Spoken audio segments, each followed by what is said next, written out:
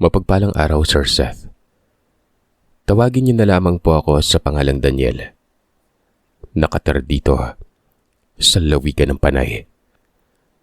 Ang kwentong ibabahagi ko sa inyo ay nangyari taong 1999. Dala ng kahirapan, bata pa lang ay sanay na ako sa mga bakbakang trabaho. Kung saan saang liblib na lugar kami nagpupunta ng aking ama para makigapas sa palayan, o kaya naman ay nagkakarpentero ang aking ama at alalay naman ako sa trabaho. Kadalasan sa trabaho ay kasama namin ang dalawang pinsan kong magkapatid na sina Pandoy at Alfonso. Tulad kasi ng pamilya ko ay hikawas din sila sa buhay. Idagdag pang marami silang magkakapatid at may sakit ang kanilang ina.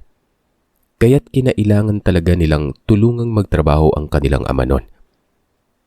Dahil doon kahit mga bata pa lang ay batak na rin sila sa trabaho. Hanggang sa nagbinata na kami ng mga pinsan ko ay magkasama pa rin kami kahit saan mang lupalop na kaliblibang lugar magtrabaho nun. Isang beses nun, kakatapos lamang namin sa trabaho ng hapong ito at kasalukuyan ng nagpapahinga, nang marinig namin ang pinag-uusapan ng dalawang katrabahong matandang sina Mang Aldo at Mang Ray. Ayon sa kanila, mukhang may nananalasa na naman daw na aswang sa karatig lugar. Ilang umaga nang may nakikitang bangkay ng hayop sa gilid ng daan at mukhang busog na busog ang nilalang bago iniwan yung bangkay na yon. Wala na kasing laman at kalahati ng katawan na lamang ng bangkay ang natira. "Pambihira naman oh! Nataon pa talaga kung kailan may piyestang gaganapin sa baryong yun," sabi ni Mang Aldo sabay iling. "Oo nga eh. Ang balita ko pa mukhang hindi yata matutuloy ang handaan ni Paring Istong. Natatakot daw kasi siyang baka may mangyaring hindi maganda sa mga magiging bisita niya sa oras ng kasiyahan, lalo na pagdating sa kinagabihan," sagot ni Mang Ray. Kasamaan din namin sa trabaho ang taong binanggit ni Mang Ray, Sir Seth. Sa pagkakaalam ko ay kumpare niya si Mang Istong at bago pa lamang naninirahan sa baryong pinag-uusapan nilang kumpare niya. Dahil nga sa pinag-uusapan ng dalawa ay nakuha nilang interes ko.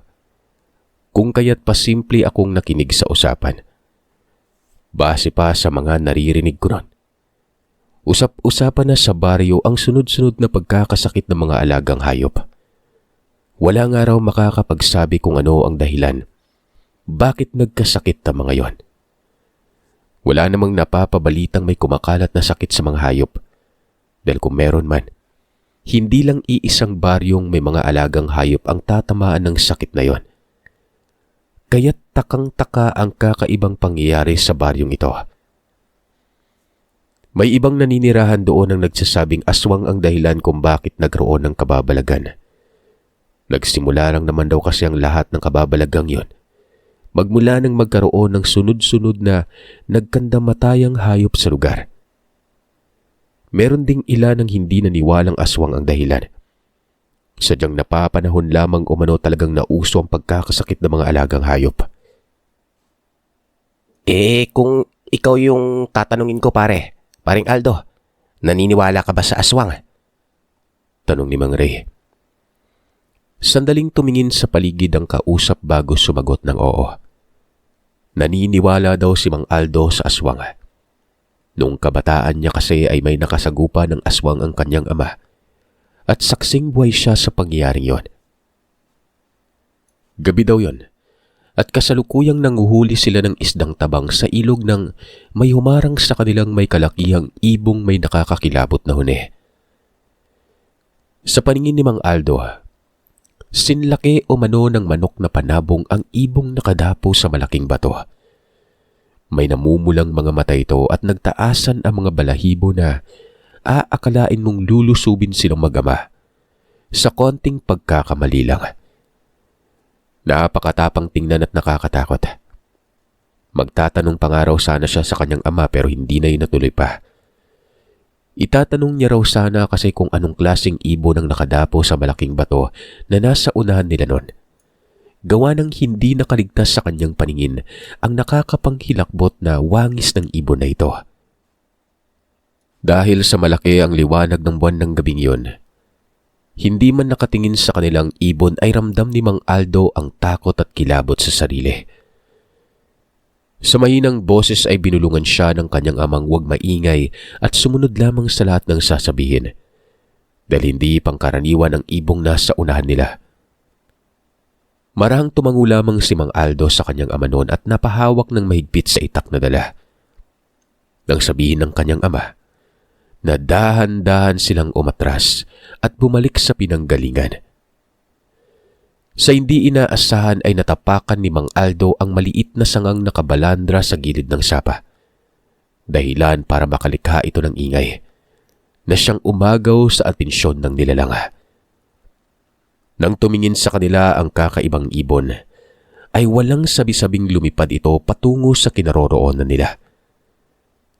Sumigaw ang tatay ni Mang Aldo na bilisan niya ng tumakbo at huwag nang lumingon pa. Kabado man, sumunod na lamang siya at dahil sa bata pa at may kalakasan pang stamina. Kung kaya't napag-iiwanan niya umano ang ama sa pagtakbo noon. Nagulat na lamang siya at napahinto sa pagtakbo nang marinig ang malakas na sigaw ng kanyang ama na humihingi ng tulong. Nang lingunin niya ito, gulat na gulat siya dahil nakita niyang dinudumog ng taong may nakakatakot na pagmumukha yon. Hubad ito ng pang-itaas at nanlilimahid sa langis. Panay ang pag-ungol ng lalaki na parabang umaangil ito habang pinagkakakalmot ang kanyang ama gamit ang mahabang kuko. Pilit namang iniiwasan ng kanyang ama ang bawat kalmot ng nilalang at pilit na nilalabanan yon. Dahil sa nakita ay hindi na nag-atubili pang tinulungan ni Mang Aldo ang tatay niya. Mahigpit na hinawakan niyang itak at mabilis na tumakbo palapit sa kanyang tatay. Nang makalapit na ay mabilis niyang iniamba ang itak na hawak. Pero sa kasamaang palad ay naunahan siya ng takot na makita ng malapitan ang taong dumumog sa kanyang ama. Dahil sa takot ay wala sa wisyong nabitawan ni Mang Aldo ang itak. Ramdam niya ang pangangatog ng mga tuhod at palakas ng palakas ang kabog ng dibdib niya. Sinamantala naman ng nilalang ang panandalian niyang pagkatulala. Umaangil yon ng mabilis na kumilos para dakmain ito. Pero nadaplisan lang ng matulis na kuko ng nilalang ang braso niya, kaya nagkaroon ng sugat. Nagulat kasi siya nang biglang sumigaw ang ama niya kaya't agaran siyang nakabalik sa ulirat at mabilis na nakailag sa aswang nang makitang dadakmain siya nito. Na makita naman yun ng kanyang ama. Mabilis na kinuha nitong itak at walang habas na tinaga ang nilalang. Pero dahil sa may pagkapalos kung kumilos ang nilalang, hindi ito napuruhan. Itong peklat ko sa braso, aswang ang may gawa nito. Saan niya pa sabay pinakita ang malaking peklat. Aswang? Talaga bang aswang ay may gawa niyan? Parang hindi naman eh. Pinaglolo ko mo yata kami. Parang natagalang ng itak yung braso mo eh. Wika ni Mang Ray. Loko to. Mukhang sugat lang ng itak yung peklat na to pero aswang talaga may kagagawan yan. Mas marunong ka pa sa akin, sugat ko to eh. Ang galing ano, talagang minarkahan ka pa ng aswang sa braso. Sambit ni Mang Ray na halatang hindi kumbinsido sa sinasabi ni Mang Aldo. Marami pa kasing sinasabi si Mang Aldong makumbinsi niya lang si Mang Ray na aswang talaga may kagagawan. Sa totoo lang, na mga sandaling yun napailing na lamang ako habang pinapakinggan ang usapan ng dalawa. Ultimong ako ay hindi din kumbinsido sa pahayag ni Mang Aldo sa kasamahan namin. Parang hindi naman kasi totoong nakasagupa sila ng ama niya ng aswang at nakalmot siya. Gusto ko pa sanang pakinggan ang iba pang usapan ng dalawa. Ang kaso, hinayaan naman ako ni Pandoy na umuwi na't may gagawin pa daw siya sa bahay nila. Isa pa, dadaan pa daw siya sa tindahan para bumili ng bigas at ulam ng mga maliliit niya mga kapatid na naghihintay sa bahay. Ano ba kasi yung pinapakinggan mo doon at kanina ka pa nakatayo malapit sa dalawang gurang na yon? Tanong nito nang maglakad na kami pauwi ng bahay kasama si Alfonso. Sinabi ko naman sa kanya ang tungkol sa pinag-uusapan ng dalawang gurang. At tumagalpak ng tawa si Alfonso at nagwikang may pagkatsismoso din pala ako. Sumigunda naman si Pandoy at sabi ay huwag akong maniwala sa mga narinig ko tungkol sa baryong iyon. dahil hindi naman totoo.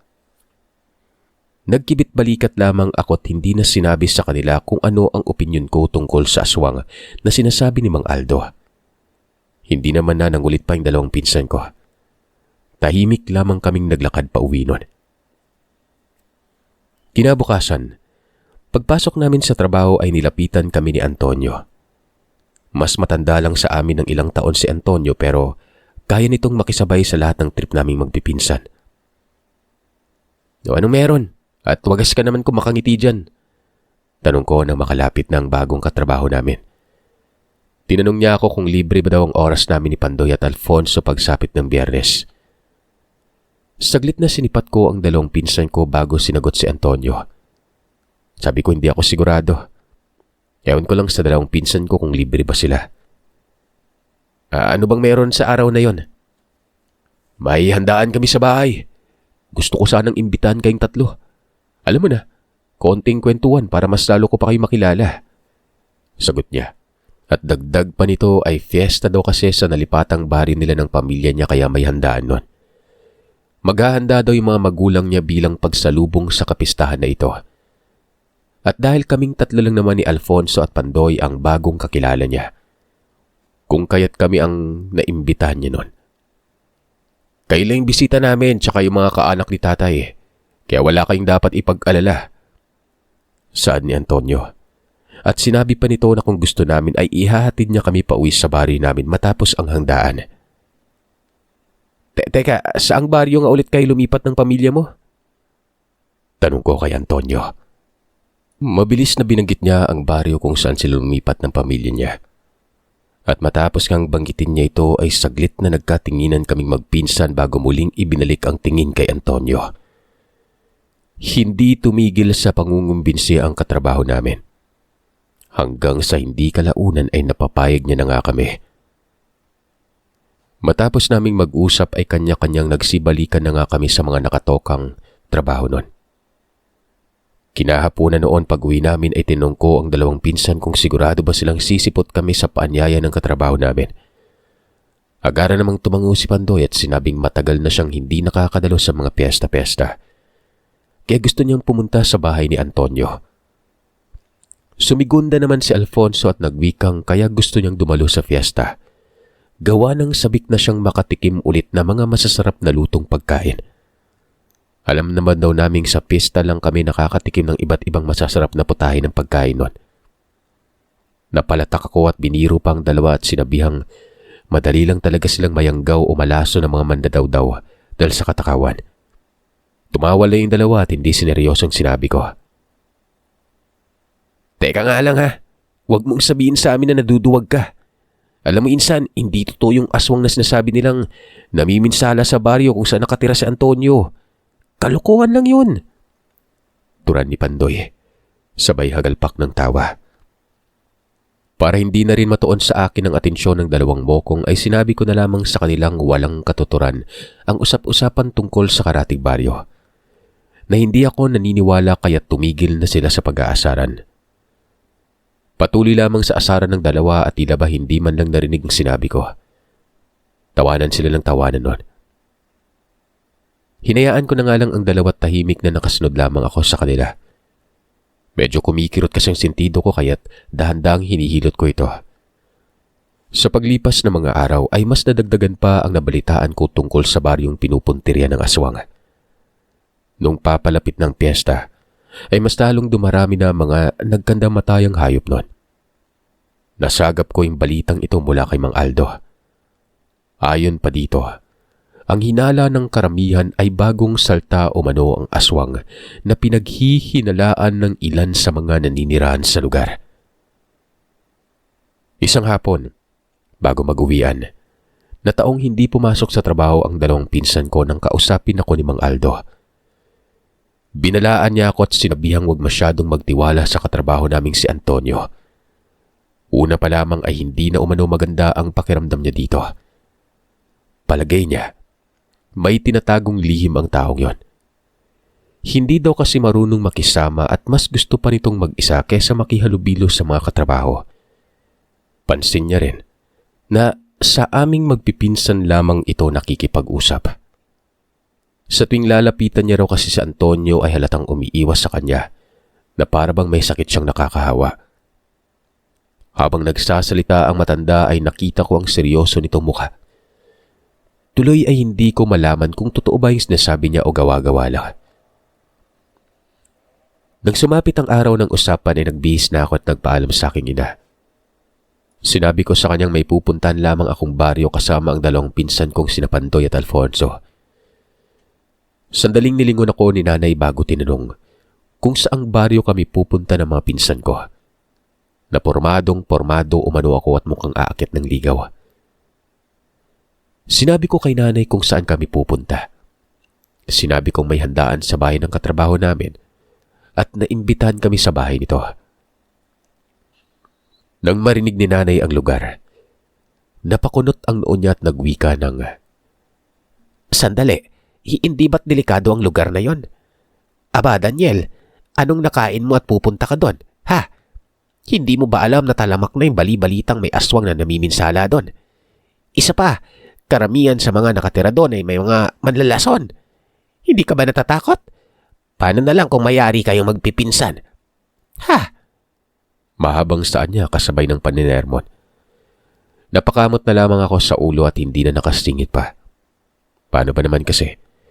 Hindi pa man ako pinayagan ni nanay ay kung ano-ano na ang popasok sa utak niya.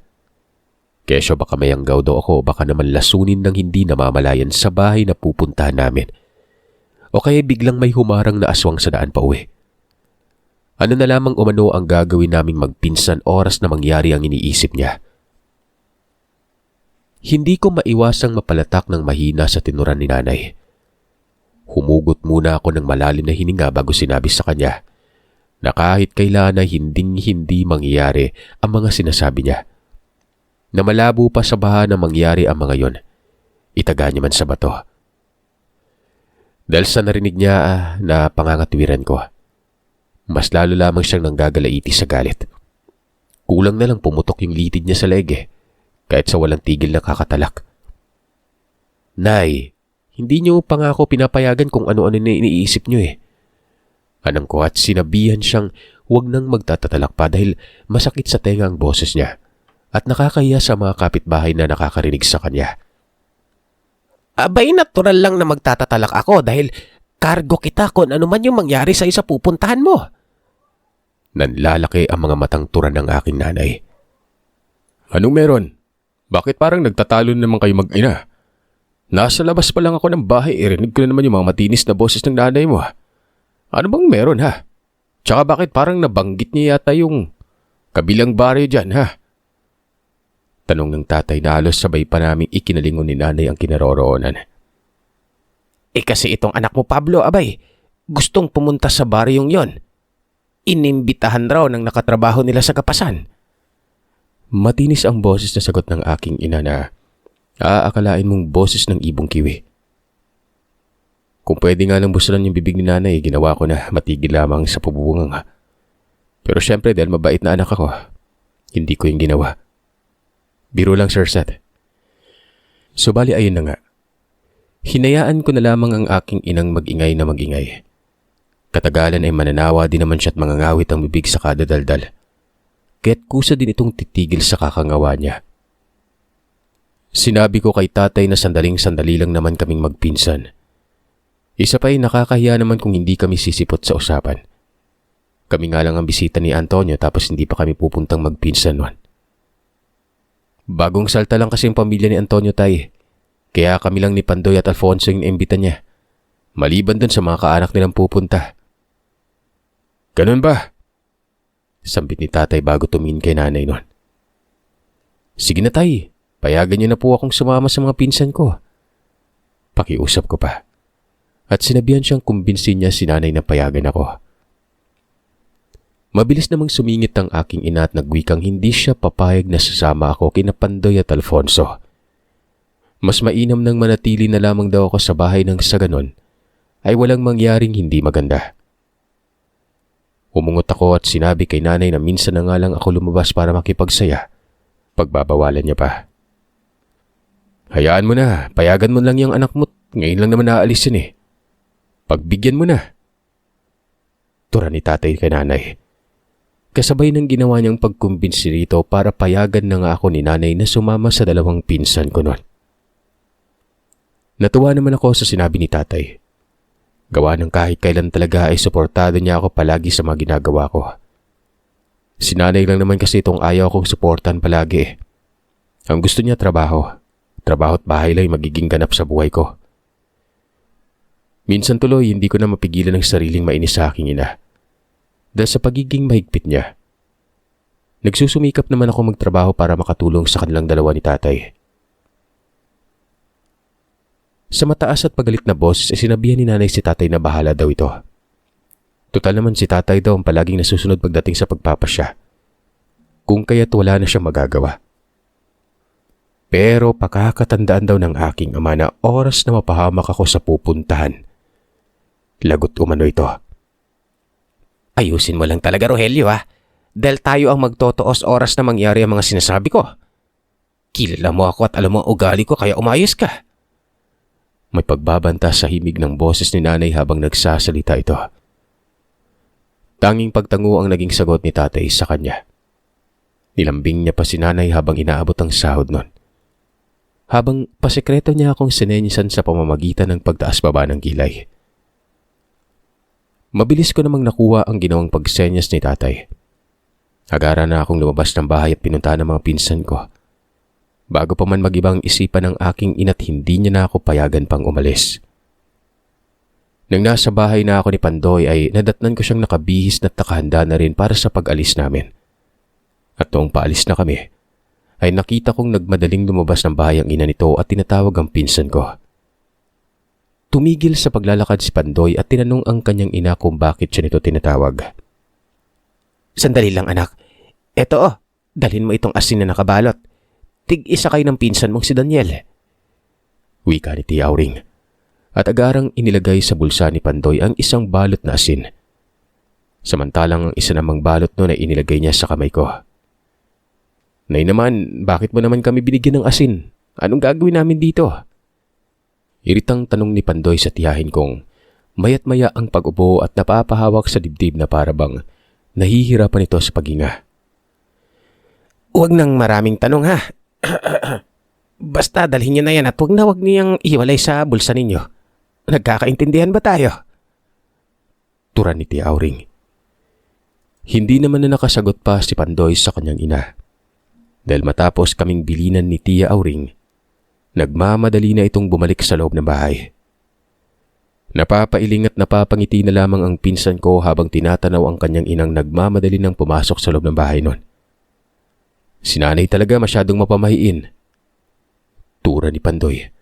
At sinabihan akong ibulsa ng asin at baka may makita pang iba. Magtaka pa mga yon kung bakit may daladala kaming asin nun. Tingin nata ni nanay sa atin mga batang maunguan ng bayabas at santol para magdala ng asin eh. Sambit niya pa. Tawa lang ang naging sagot ko sabay ibinulsa ng asin at nagpatuloy na sa paglalakad. Nang mapunta na namin si Alfonso ay agara na kaming nagtungo sa baryo kung saan nakatira si Antonio. Panay ang kwentuhan at tawanan namin sa daan. Nang sa ganon ay hindi namin mapansin ang may kalayo ang baryo at hindi rin kami mabagot sa paglalakad. Napag-usapan din namin ang tungkol sa bali-balitang aswang. Nagtawanan pa kami habang nagpapalitan ng kuro-kuro. Pabiro ko pang sinaway ang dalawa't sinabihang huwag maingay ang mga ito at baka marinig sila ng aswang na pinag-uusapan namin. Makalipas ang higit kumulang 1 oras na paglalakad. Sa wakas, abot tanaw na rin namin ang bungad ng baryo. Nang makapasok na kami sa bungad ay marahan kong inilibot ang paningin sa paligid ng may pagtataka. Dahil iilan lamang ang nakatira doon at magkakalayo pa ang mga kabayan. May mangilan-ngilan na rin kaming nakikitang mga kalalakihan na nagiinuman sa bakuran ng bawat bahay na daanan namin. Tumingin sa akin si Pandoy tapos ay nagtanong kung alam ko ba umano kung saan banda sa baryong ito ang bahay ng katrabaho namin. Binalikan ko ang uling sinabi sa akin ni Antonio matapos kami nitong ayain. Oo. Alam ko kung saan banda. Tara, sumunod kayo sa akin. Tugon ko at nagpatiuna ng maglakad. Agaran namang sumunod ang dalawa. Makaraan ng ilang minuto ay may nasipat akong lalaki sa hindi kalayuan. Parang pamilyar sa akin ang tindig at hubog ng pangangatawan niya. At kung hindi ako nagkakamali ay parang si Mang Aldo ang taong yon. Naitanong ko pa sa isipan kung ano ang ginagawa ng matanda sa lugar. Ang akala ko ba, ayaw na ayaw niyang tumuntong sa baryo, kahit na may handaan man na ginaganap. Loko talaga tong si Mang Aldo. Kung makapagbawal sa akin na wag magawi dito, kala mo siya rin hindi pumupunta. Maya-maya lang ay agaran ko ring binawi ang sinabi ng mabatantong. Mali ako ng inaakala. Gawa ng palagay ko ay hindi si Mang Aldo ang taong nakita ko. Na namamalikmata lamang ata ako. Paano ba naman kasi magtatakip silim na ng mga oras na yan? Kaya medyo hindi ko na klarong nakikita ang pagmumukha ng matandang ito. Nang tingnan ko ulit ang lalaki, bigla na lang akong kinabahan at kumabog ang dibdib ko ng bahagya. Matapos magtama ang paningin naming dalawa.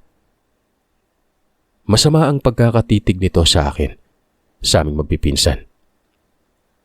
Tingin ko, hindi naman napansin ng mga pinsan ko yung matandang nasa hindi kalayuan. Hindi ko na lang rin sinabi sa kanila at nagpatuloy na lamang kami sa paglalakad. Makalipas lamang ang ilang minuto ay natunton na namin ang bahay ng katrabaho. Nasa bakuran ng bahay si Antonio at mukhang kanina niya pa kami hinihintay. Hindi nga ako nagkamali nun. Dahil noong makapasok na kami sa bakuran ng bahay nito, nakangising tinanong niya kami kung bakit ang tagal do namin. Ang akala niya ay maaga-aga kaming pupunta sa bahay nila. Humingi ako ng paumanhin kay Antonio at ipinaliwanag ang dahilan kung bakit natagalan kami sa pagpunta. Sinabi ko sa kanyang ilang beses pang-uuto ang ginawa kong mapapayag lang si nanay na umalis ako ng bahay. Mabuti na nga lang talaga at dumating na si tatay galing trabaho at tinulungan niya akong utuin si nanay para lang payagan ako nun. Ayos lang yan. Ang mahalaga pinaunlakan niya yung panyaya ko. Sagot niya. At si Pandoy naman ang hinarap at kinausap. Habang pinapakinggan ng usapan ay sandali kong inilibot ang paningin sa paligid ng bakuran. Medyo hindi ko maiwasang mag-isip ng hindi maganda. Nang mapansin kong pawang naglalaki ang puno ang mga nakapalibot sa bakurang yon. May mga nakikita din akong panakanakang paniki ang dumadapo sa gilid ng bubungan. Tol, ganito ba talaga dito sa inyo? 6:00 pa lang ng hapon pero ang tahimik na. Tsaka mga paniki ba yung nakikita kong dumapo sa gilid ng bahay nyo? Partida piyesta pa. Karinig kong tanong ni Alfonso sa katrabaho namin. Tahimik na talaga dito kapag magdidilim na. Nito mga nakarang linggo lang kasi napabalitang may aswang na ng bibiktima daw. Sabat naman ni Antonio. Inaya na kami ni Antonio sa loob ng bahay nila para kumain muna bago mag-inuman. Makaraan ng ilang minuto matapos kumain, naganda naman si Antonio ng alak para umpitsahan na ang pag-iinuman. Na mga oras na ito ay tamang ang sinabi ng katrabaho ko. Kami lang at ang ilan sa mga kaanak niyang dumalo sa handaan. Mga bandang 9:00 na ng gabi nang mapagpasyahan naming umuwi na.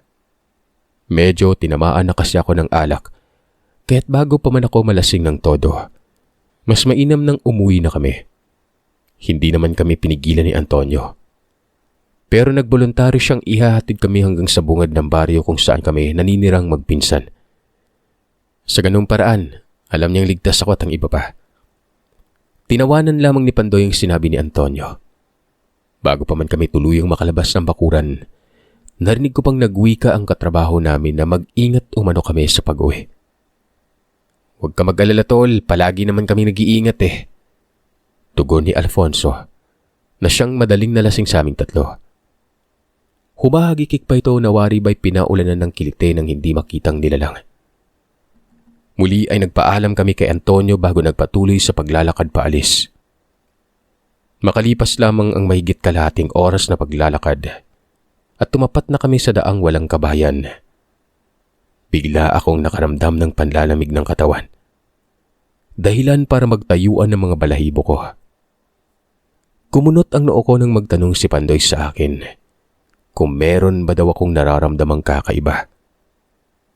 Bakit? Wala naman akong nararamdaman. Pagkukunwari kong wika nun. Ano kasi? Paano ba ito papaliwanag? Kanina ko pa nararamdaman na parang may nakasunod sa atin eh. Pahayag niya. Hindi na lamang ako umimik at sinabihan silang magmadali na lang kaming maglakad. Nang sa ganoon ay makarating na kaagad kami sa baryo namin. Nakita kong nagmadali na rin naman silang maglakad, Sir Seth. Maya-maya pa ay napatingala ako sa taas ng mga punong nadadaanan namin. Sa kadahilanang bigla na lamang lumakas ang ugoy ng hangin at lumakas ang paghampas ng mga sanga ng kahoy na nasa paligid. Nawari ba'y may rumaragas ang bagyong paparating. Kabado man ay sinabihan ko silang magmadali na kami at kinukutuban na ako ng hindi maganda. Sandali, hintayin nyo ako. Sigaw ni Alfonso sa amin at pahabol itong lumapit. Medyo napag-iwanan na kasi namin ng ilang dipa si Alfonso dahil susuray-suray siya kung maglakad at aktong susuka. Pero hindi naman matuloy-tuloy. Nang tuluyan nang makalapit sa amin si Alfonso, ay bigla na lamang kaming napahinto sa paglalakad. Nakarinig kami ng malakas na pagpagaspas mula sa taas ng kahoy na malapit sa kinatatayuan namin noon. Mabilis na inilibot ko ang paningin sa paligid at hinanap kung nasaan ang ingay na narinig namin. Anong nangyari? Anong naririnig natin yon? Sabi ni Alfonso. Hindi ako sumagot sa tanong niya. Sa halip ay sinabihan ko siyang magmadali na lamang sa paglalakad at huwag nang pansinin ang ingay. Ilang segundo lamang ang nagdaan nang makarinig na kami ng malakas na huni ng wakwak. At sa paglingon namin sa pinanggalingan ay may nakita kaming malaking pusang itim na nagbabaga ang mga mata at nanlilisik. Nakanganga ito at walang humpay ang pagtulo ng laway habang umahangil paharap sa amin. Nang akmang hahabulin na kami ng nilalang, ay mabilis na kaming kumaripas ng takbo. Habang nagtatakbuhan na ay sinabayan naman namin yun ng pagsisigaw para makahingi ng tulong. Dahil kung haharapin namin at kasugupain ng nilalang, tiyak gagawin lamang kami nitong punching bag bago lapain. Wala kaming lakalaban-laban kumbaga. Hanggang sa maya-maya pa ay nang hilakbot na lamang ako ng sa pakiramdam ko ay malapit na kaming maabutan ito. Mabuti na lamang at nakapako sa bulsa ang asin na binigay ni Tia Auring. Dali-dali kong kinuha ito sa bulsa. Winasak ang plastik pagkatapos ay walang sabi-sabing ihinagis ko sa nilalang na yon. Meron kaming narinig na umaatungal na malakas. Hanggang sa hindi nagtagal ay nakarating na kami sa mga kabahayan. Nang marinig ng mga tao ang pagsisisigaw namin ay kaagad na naglabasan ng mga ito at agarang sinalubong kami't inusisa. Humahangos na kaagad naming itinuro sa likuran ang nilalang na humahabol noon. Pero noong paglingon namin, wala na ito. Pero sa hindi ko maipaliwanag na dahilan, nakita ko si Mang Aldo na nakatayo sa tabi ng daan. Nanlilisik ang mga matang nakatitig sa amin. Ang buong akala ko ay ako lang ang nakakita sa kanya pero nakita din pala ito nila Alfonso at agarang sinabi sa mga taong nag-uusisa. Isa sa mga yon ang napapalatak at mula rito ay nalaman naming bantog na aswang si Mang Aldo at ito ang pinaghihinalaang ng biktima ng mga alagang hayop. Napag-alaman din naming si Mang Aldo ang nagpapakalat na may aswang para pagtakba ng sarili. Ayon daw kasi sa matanda, marahil ay bagong saltang aswang kaya't ganun na lamang kalakas ang loob ng mamiktima. Sinasabi ko na nga ba eh. Sinasabi ko sa inyong dapat tugisin na natin yung matandang yun para matigil na yung mga pangyaring kababalagan dito sa atin. Napagbintangan pa yung mga bagong salta, kawawa naman. Wika ng isang lalaki. Pinayuan nila kaming umuwi na at sila na daw ang bahala. Sisiguraduhin nilang matitigil ng pamiminsala ng nilalang. Lumipas ang mga araw ay hindi na pumapasok sa trabaho si Mang Aldo. At nalaman namin mula kay Mang Ray na lumayas na sa baryo ang matanda dahil tinutugis umano ito at pinagbabalakang patayin. Magmula din nang mawala si Mang Aldo sa lugar namin, natigil na rin ang usap-usapan patungkol sa aswang na nanggugulo.